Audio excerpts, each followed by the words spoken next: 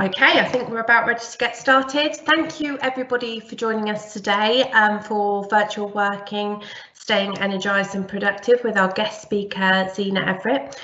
Zena is an expert on crazy busyness. She is an executive coach and she has got some great ideas, hints and tips for all of you that are virtual working at the moment and feeling a little bit flat. Yesterday on our LinkedIn channel, we did a poll just quickly to see how people were feeling. And 465 people responded. 52% of people said that yes, they felt energised and productive, yet 48% said no, they didn't, currently working. So that's a bit of food for thought there. So today, Zena's going to do a talk to you guys for about 45 minutes.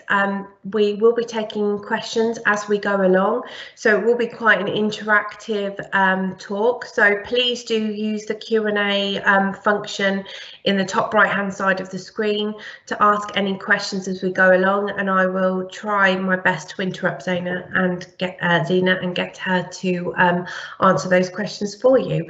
So Zena, are you ready? It's over to you. Absolutely. Thank you very much, Amy. So thank you very much for joining this session, everybody. And I hope it helps you to stay engaged and productive.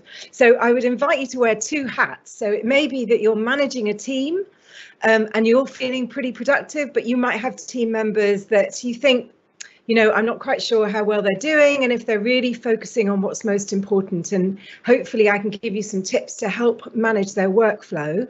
And you might also want to wear your own hat on this and think I've got some good days and some not so good days. And in fact, we're going to take a little poll actually in the chat function to find out how you're feeling.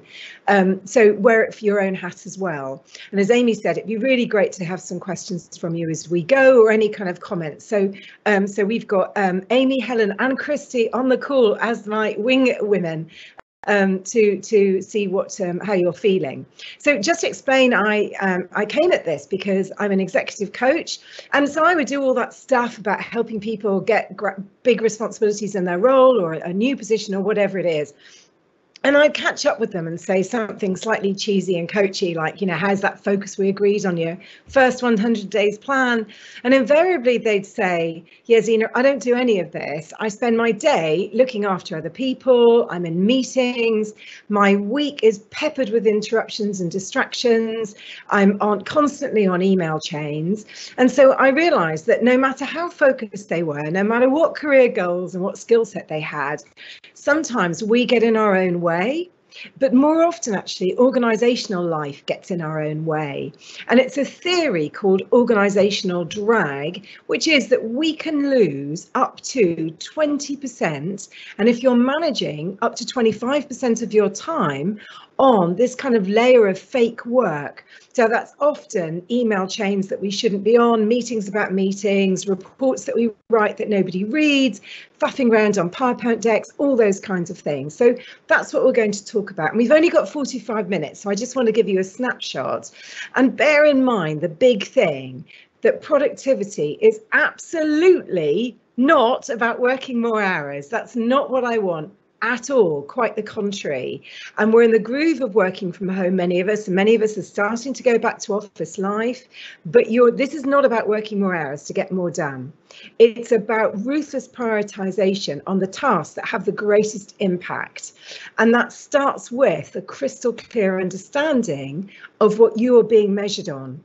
So if there's any ambiguity about that, we haven't even got past the first slide, but that is the first conversation you need to have. You know, I've got all these responsibilities, I've got all these bosses screaming out at me, I've got multiple stakeholders, I used to manage finance, now I manage marketing as well. What's my boss's agenda, and does how I spend my time reflect that? So if you aren't clear on that stuff, then actually what productivity is and isn't is always going to be a bit murky, because you don't really know what a good job is and what's the most impact. So moving on, I love this slide because I think it reflects what home working, the reality of it, looks like for most of us.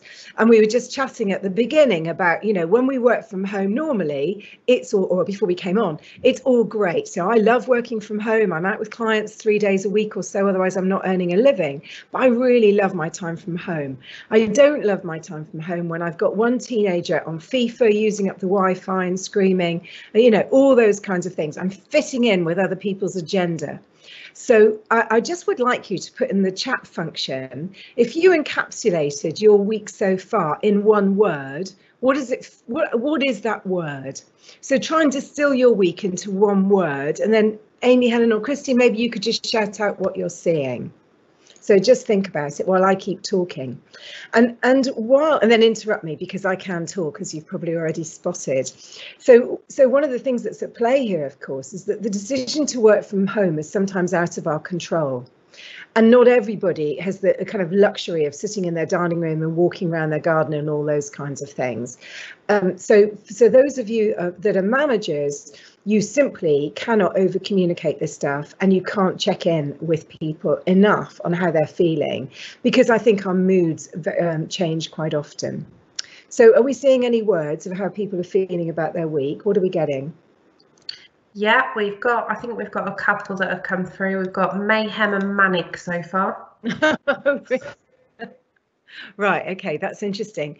And I think that we've now got chaotic, disjointed, disruptive, distracted, overwhelmed, bitty, relentless, non-stop and chaotic, firefighting, relatively productive but could be better, rushing, organised, frantic, overwhelming, manic, dragging, slow, erratic, another overwhelmed, a blur, unergonomic, chaotic, manic, draining. So very, very similar. Oh, one person's had calming, but everybody else seems to be very overwhelmed. Right, okay, that's just so interesting, and hopefully just realizing that you're not alone in feeling that way, unless you're the calm person, in which case welcome, and please email me afterwards. Where most people are feeling that it's all a bit chaotic, and we're managing, you know, you've got so many different identities at the moment. You've got, you know, you've got worker, you could be manager or leader, you could be working for a number of different people, so they want all different things from you, which is overwhelming. You could be carer, partner, parent, you know, we have teacher at one stage. So there's all these different things going on. And some of us are much more zen about this kind of thing. But I think the stage that we're at of thinking, what's happening in September? Do I go back to work? Do the kids go back to school? What's my priorities? Where should I focus? How am I going to do the commute? How am I going to, you know, all those kinds of questions. I think for most of us, they provoke some kind of level of anxiety. So it's really helpful just to be aware of that and kind of tap into it. And I am a stoic coacher, which what that actually means is just trying to stay calm. So the state of life that we're looking for is tranquility as opposed to kind of maximum happiness. And that's always thinking, okay, what's rational? So what's logical and rational? What do I know? And that's what I'm going to work with, and kind of, you know, not focusing so much on what we don't know. And incidentally, those of you that are leaders, that kind of raises the good point that you don't have all the answers at the moment, and don't feel that you should have all the answers. So some of the clients I'm coaching feeling quite under pressure because they felt they should be heroes at the beginning, and we don't necessarily need that. You know, we've had Captain Tom doing that for us, but people don't need that from you. They kind of need a little bit of, you know, they need strength, but they're happy with vulnerability too. So if that's making you feel extra pressurized, then you can take being a hero off your list. So I just want to talk about the factors that are in play at the moment, and then we'll look at some solutions. So first of all, there's the reality that your brain is in survival mode. So do you remember those lockdown dreams that we had, particularly at the beginning of lockdown? Those kind of vivid dreams that we remembered. That's just an indicator that your delicious little monkey brain here, which is the largest part of our brains, is totally in overdrive, and that's in flight, or flee mode. So in any productivity session, normally I do crazy busy sessions in organisations. One of the big drums that I'm banging is to say, you know, try and do 2 hours intensive work in flow a day. You know, that state of optimum concentration when you're really absorbed and you're cutting out distractions. And that is the kind of where the money is. That's where you do your real thinking. So it might be a draft or a proposal, whatever it is, but that's where you get work done. Forget that now. I really don't know anybody, even my kind of calmest people that I work, you know, that are regularly in flow. We're all struggling. So I think what I'm saying to people is try and work for intense bursts of time, maybe just half an hour or 45 minutes, and set a timer at the end. We'll talk a bit more about this. I've got a process for it. I love my models. But try and set a timer at the start and set a timer at the end. And that kind of allows that brain to stop worrying about all the things that are maybe outside your control and that you need to do, but actually just to focus on the task at hand. So that's one big takeaway from this. There's also something called the Zeigarnik effect, which is that our brains are fixated on what we haven't done. So, you know, you can do something really significant, but overnight your brain is worrying and thinking, what about this and what about that and all these things that I haven't done yet. So the solution to calm what's called the Zeigarnik effect is simply do your old-fashioned to-do list, which are enormously helpful and kind of anchoring at the moment, but allocate a time in your diary for when you're going to do the task. So you've got to do the big stuff, but have blocked out time in your diary when you're going to do all the small stuff, maybe in, you know, a 45-minute or 90-minute hit, whatever it is. So somehow doing that, and try it if you're not sleeping particularly well, that might help to calm your brain a little bit. So our lovely monkey brains, the active part of our brain, is trying to protect us at the moment, and it makes it much harder to focus and concentrate. So, and just a point on focus is that doing something unimportant well, as I said at the beginning, does not make it important. So being more productive is about really understanding actually what is important, and does my diary reflect that? There's Parkinson's law, which is that work expands to fill the time available. So not everybody this will apply to, but I worked, one of my clients I spoke to yesterday is doing a startup, but she's also doing another little business on the side. And she says, I'm way more efficient about my startup because I've got less time, therefore I'm more ruthless, therefore I make quicker decisions, I'm more objective, and so on. So sometimes adding something in, it makes you work more efficiently than if you don't have quite enough time to do. You might not be as busy. Although I have to say, I'm not talking to many people at the moment who say, yeah, I'm waking up in the morning and thinking, oh, what should I do today? That doesn't seem to be happening. What is happening is number 3 here, which is student syndrome. We love a deadline. So if you are allocating work to do to somebody, break it down into lots of mini deadlines. Don't say, can you get it back to me on Friday? You say, you know, when's the soonest you can get it back to me? That's always the good question, because they might say Thursday. And then you say, great, well, why don't we have a check-in on Tuesday afternoon? And you can just let me know if you need anything else from me or any kind of tips on resources or something like that. So lots of mini deadlines really help you to move on. It keeps the energy up. So the other thing at play here, I did organisational psychology, and this must be the best research gig that organisational psychologists and social scientists got. So a researcher called Sheena Iyengar at Harvard, of course, took 2 groups to an upmarket shopping mall and said, right, I want you to choose the jam. So they had one group of 24 jams to pick and one group of 6 jams to pick. And the group that made the most purchasing decisions were the ones that only had 6 jars of jam. So Amy and other marketeers will know this. The more you have to choose from, the more overwhelmed you've got.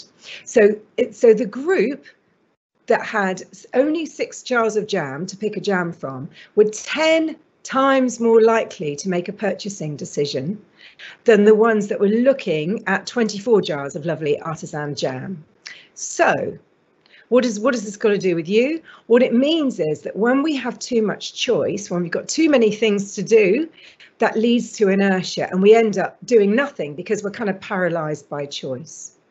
So if you struggle to actually take those jars of jams away, those tasks. And it would be much easier to do this in the office, to say, I just don't know where to begin here.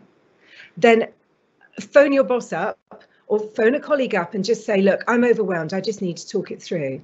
And some organisations that I work in, they've actually got kind of a buddy system to this going on. If the managers are too big to have a big team kind of agile startup every day to saying what's on your plate, which I wish they were.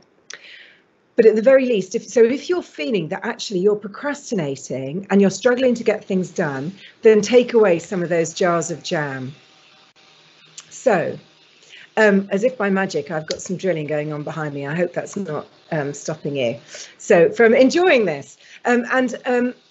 One thing that plays with procrastination is perfectionism. So if you always want to do everything really well, sometimes what can happen is we don't do everything till the deadline, because it means that we kind of gives us a bit of psychological safety if we leave everything to the last minute. We can always think, oh, you know, that essay would have been an A+ if I allowed it to start a whole week, but I did it at the last minute. So if you get a less than and then fantastic grade, it kind of keeps you safe.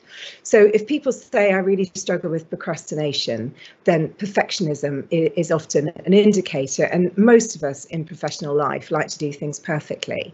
So this is not a time to do things perfectly. It's a time to ruthlessly prioritize those jars of jam that are going to have the most impact on your work. So here we go. I'm a genius. If you want your teams to stay engaged and productive, try and give them motivating and engaging work to do. Now, I know that's not always possible, because there's a reason why work is called work. It can't be engaging and motivating all the time. However, if you think actually, you know, we've all seen those restaurants where when they were full, the waiting staff were absolutely kind of on point and really top of their game. And now when they're not as full, you know, the service isn't as good. I don't know if you're experiencing that. And that is because they're just not having enough that keeps them, you know, the top of their comfort zone in terms of what they're capable of doing. So you may have team members that you can say to them, right, what is a game changer? What actually could we do now while we have a little bit of bandwidth? Maybe people are working through August and they don't have as many demands in their time as usual, to actually think, right, what is that problem that we've never had time to fix before? Now, it's up to you what that game changer is that you find, but this is a great questions that managers can ask. Even if somebody says, I can't do it, I haven't got, you know, you won't be asking that person probably anyway, you know, the most crazy busy person, but you'll have a sense of who can take on a bit more.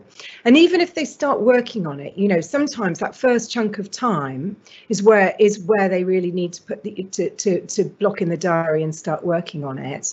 So I'm particularly interested in here. I find that most teams are high performing. Where thing goes wrong is the communication in between teams.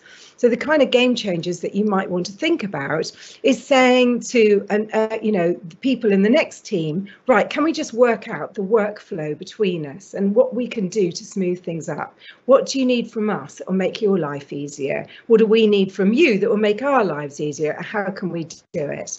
So sometimes things go wrong, and that organisational drag I talked about at the beginning, because the stakeholders aren't having meetings early enough in the process. So you get midway through something and then somebody says, no, that's not going to work, and you've got to start again, all those kinds of things. So there might be a system that isn't working so well. Or now is also a time to go to people to say, you know, that report I do every Friday that takes me 3 hours, how long do you take reading it? Is there a better, easier, Trump style way of getting that information across in a very simply coloured bar chart or something that will help you to get that information more quickly? But, you know, and then what's not said is, and that will make my life a lot easier doing it for you. So are there any game changers that you can do? Is now a time just to take a breath and lift your head above the parapet? So do interrupt if you think I've been drinking my own bathwater here. It wouldn't work. We'd love some comments. I do draw breath. Zena, can I just ask you, so you've said look at different ways to kind of get around things.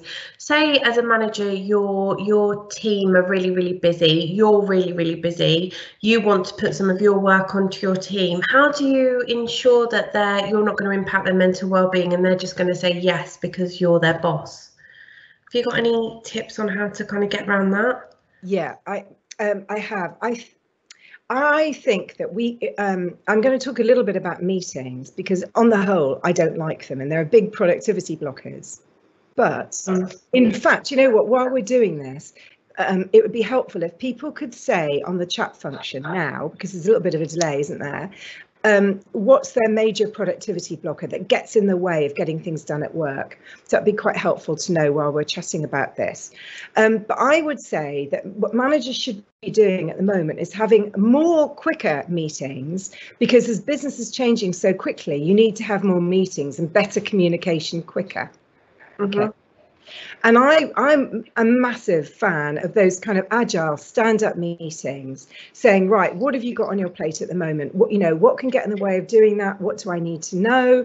And so you will be aware of, as well as your individual check-ins with people, you will be aware of who's got what on their plate, and then you can kind of recalibrate the workflow, who needs a bit more and who needs a bit less. And there's lots of stuff on delegation which I'm very happy to share with people afterwards, about thinking, who's got low skill here that needs to be able to do their work a bit more quickly. So I need to develop their skills in order that they can step up, and who needs more interesting work and some off me, so that I can pass more down to.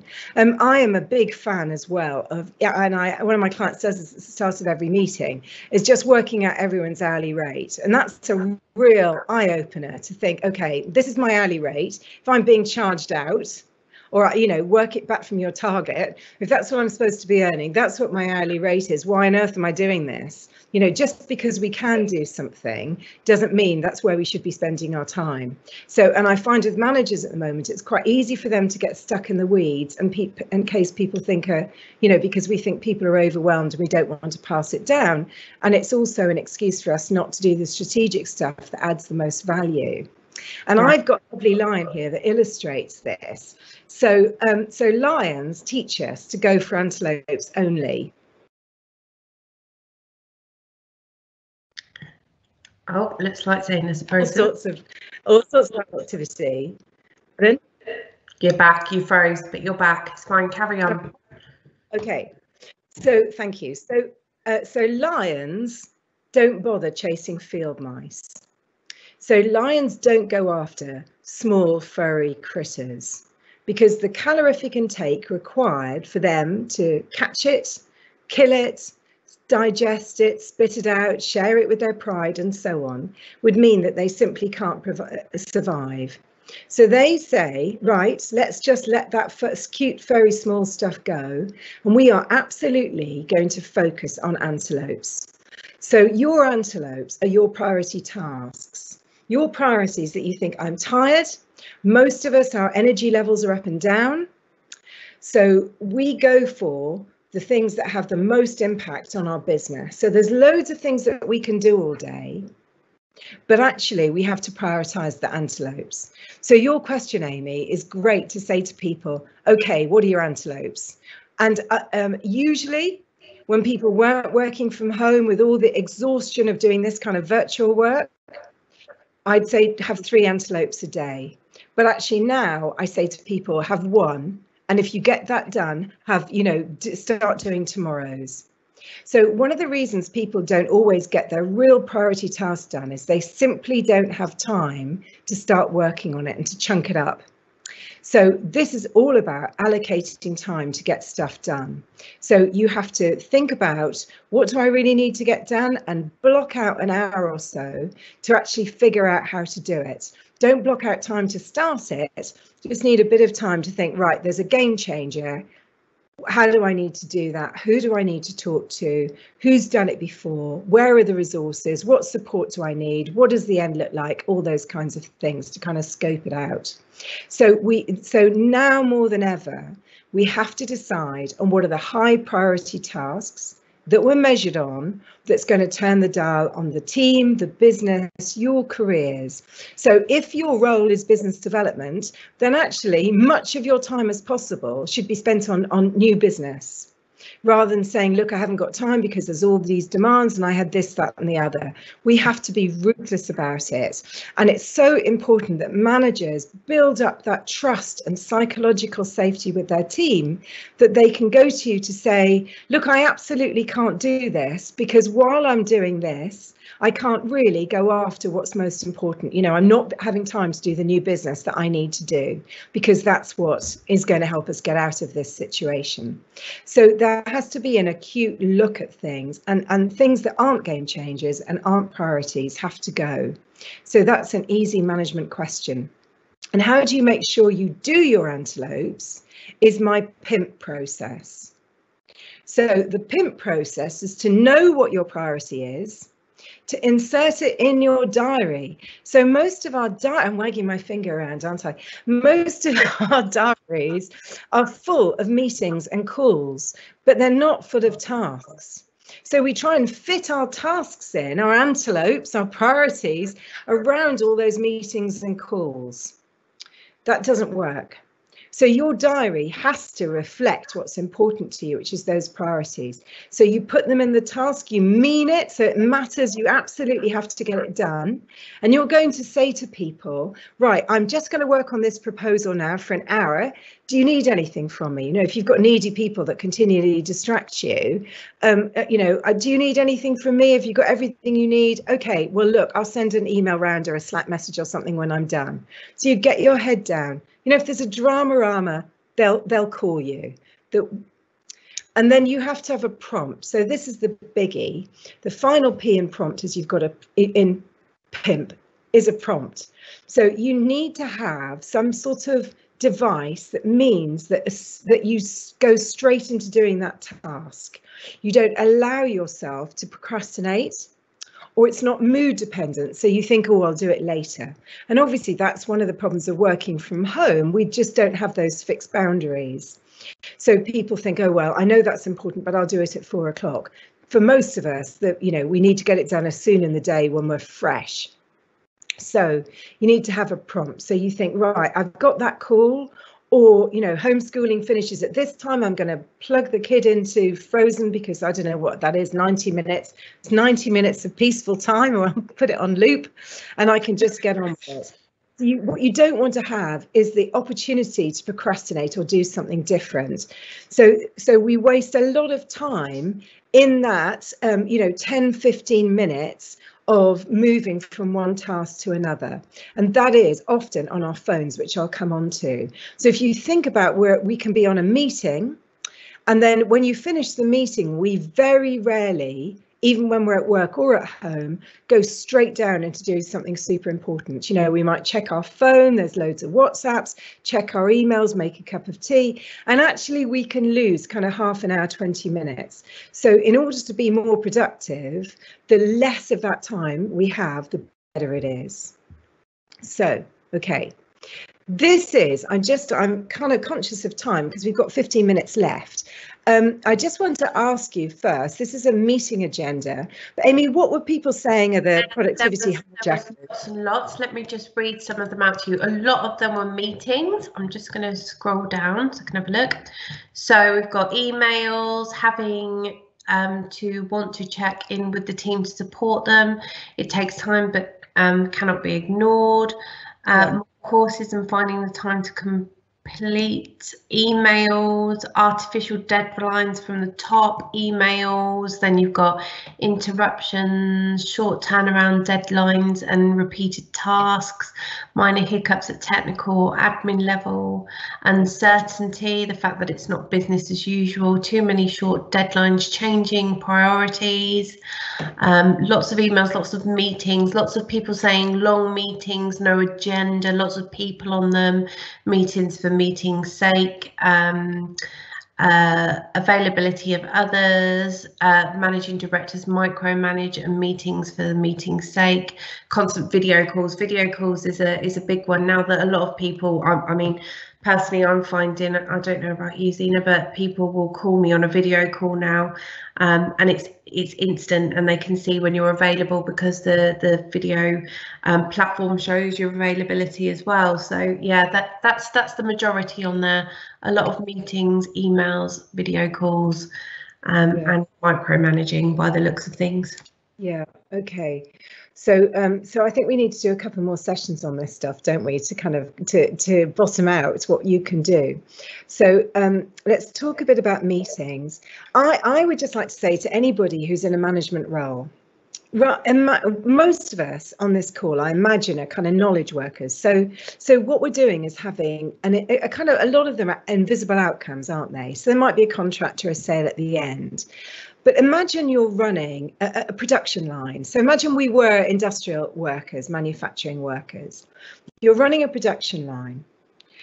A lot of what we're talking about here is taking people away from that production line. They're incredibly expensive uses of time.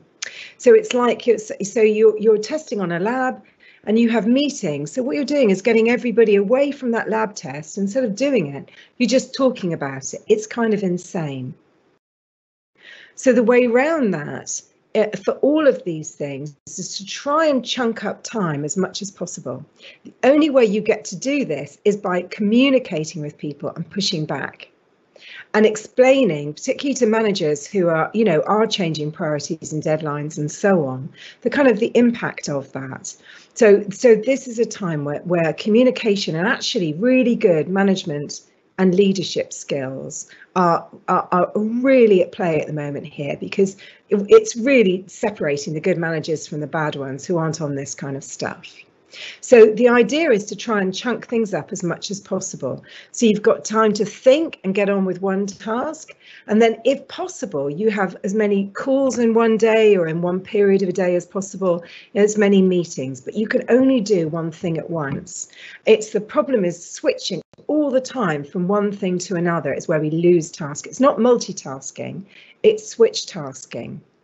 So one of the problems with meetings, let's talk about those first, is that, people just moan about meetings all the time, that they are purposeless.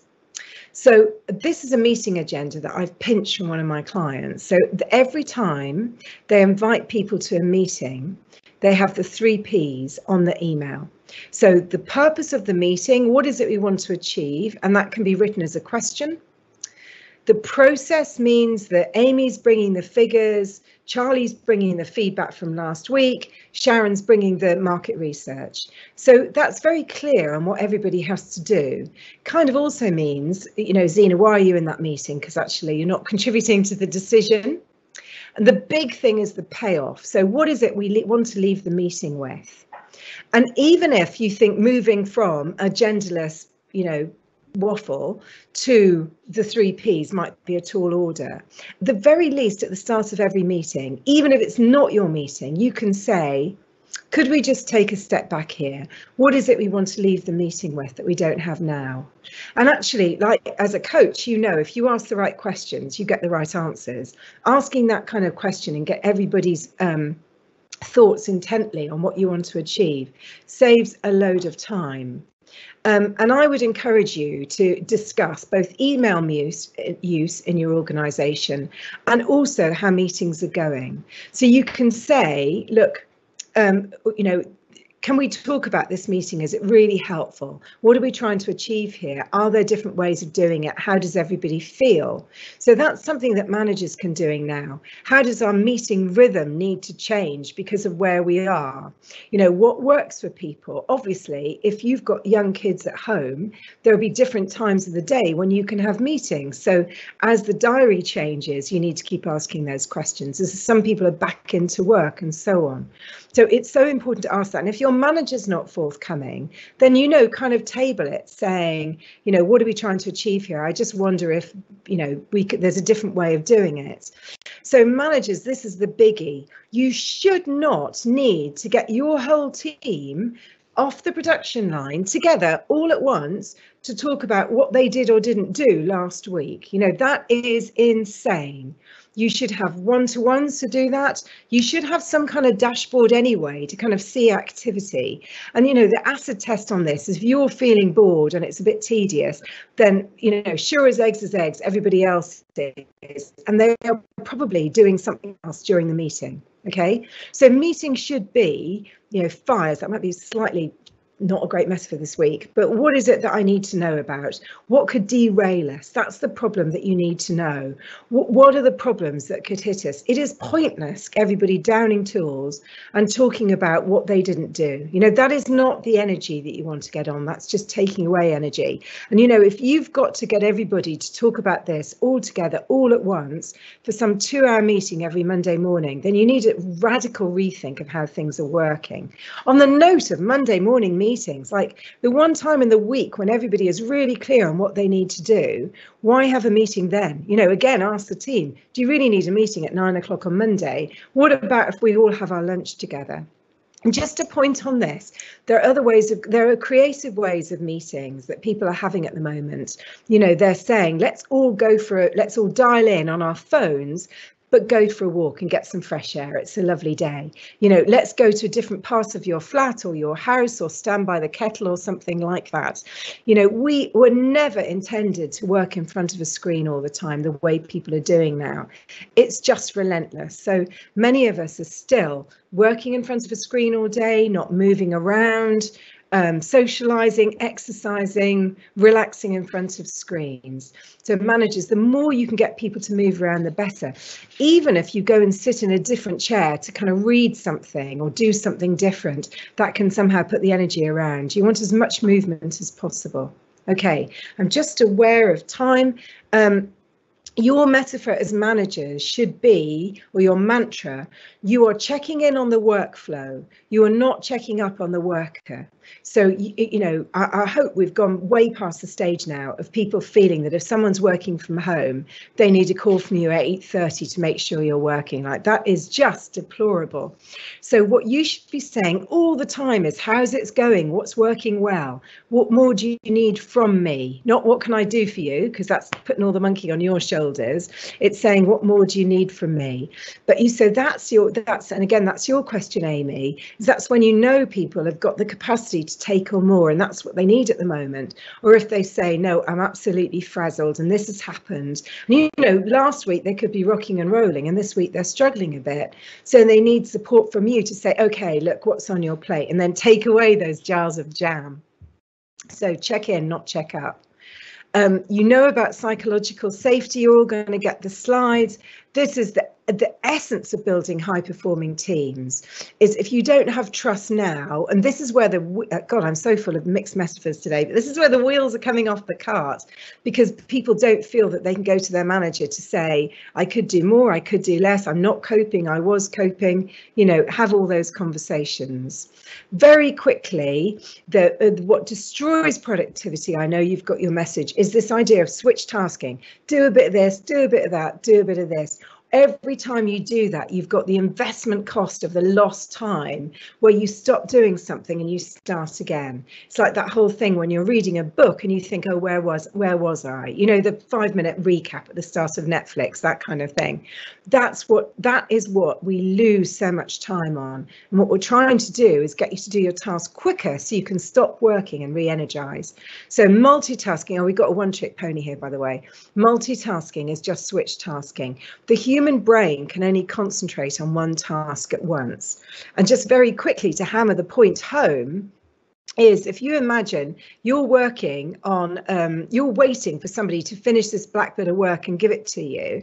And if they think day one, yeah, brilliant, I've done a bit of black, a bit of red and a bit of grey, I've started in everything and I'm winning at life, and they do the same thing on day two, that's great, except you're screaming out here for this bit of work to come to you. That is one of the reasons projects get delayed. Again, that creates crazy busyness and lack of productivity. So it's better to get one thing, your most important antelope, done first. So this, people, is what you can tell your teenagers. This is beautiful Rihanna. And in June 2007, she was in the charts with Umbrella. So those of you who've missed that, Ken Bruce is Popmaster today. At the same time as she was, in the Charts with Umbrella, the first iPhone was launched on the market. Most wonderful piece of kit. We've all got one.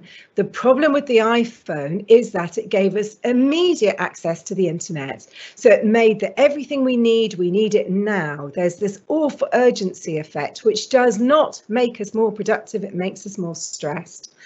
And so they say that just having your phone next to you while you're working, God, I'm wagging my fingers again because I'm saying this to any of my teenagers who would be listening, the mere presence of your phone affects your cognitive capacity, your ability to concentrate. So when you do that chunk of working, what you have to do is get your phone away from you, maybe charge it up in a different room or something like that. Just give yourself some breathing space. At the very least, switch off notifications so you don't get a ping every time an email comes in. So unless your job, obviously, if your job is to manage emails all day because you're in a customer service role and the deal is that you respond to an email immediately, obviously you've got to look at your emails all the time. The rest of us, you don't need to give immediate answers. And if people are used to getting an immediate answer from you, then that you're building that kind of dependency where they don't think for themselves. They think, oh, I'll ask Mrs. Nice Person, Mrs. Mother Hen Boss, whatever it is. Push back a little bit and have a breathing space. And I would say on that, actually, whenever I fire off emails really quickly, I look at it afterwards and think, that really could have waited for half an hour and I'd have sent it when maybe I'd calmed down or had time to compose it without spelling mistakes or whatever it is. So we've got to get this kind of sense of pushing back, both from your own cognitive capacity and ability to concentrate on what's really important, but just having this sort of immediate messaging, send a question, I need it now, just breeds disorganization. So if I get bombarded with emails, and do please email me answers email me with unanswered questions. But the idea of this is saying to people, right, this is what I'm going to do today. And actually, I've blocked out 2 hours to absolutely get on with this. So if you need me, let's talk about it now, but I'm going to be free from 4 o'clock today. So if you've got any problems, then let's email or call them. So again, we need to all the time say to people what your agenda is and how you want to be communicated with. But those phones are a nightmare. So, oh my goodness, Amy, amazingly, I am on time.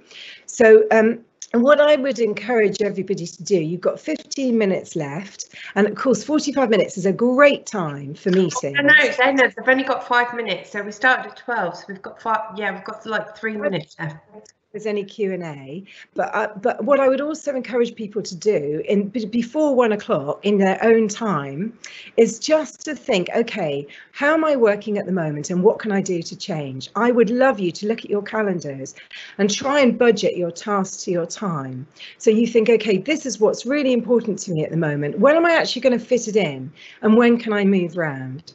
So look at your diary and see if you can change anything.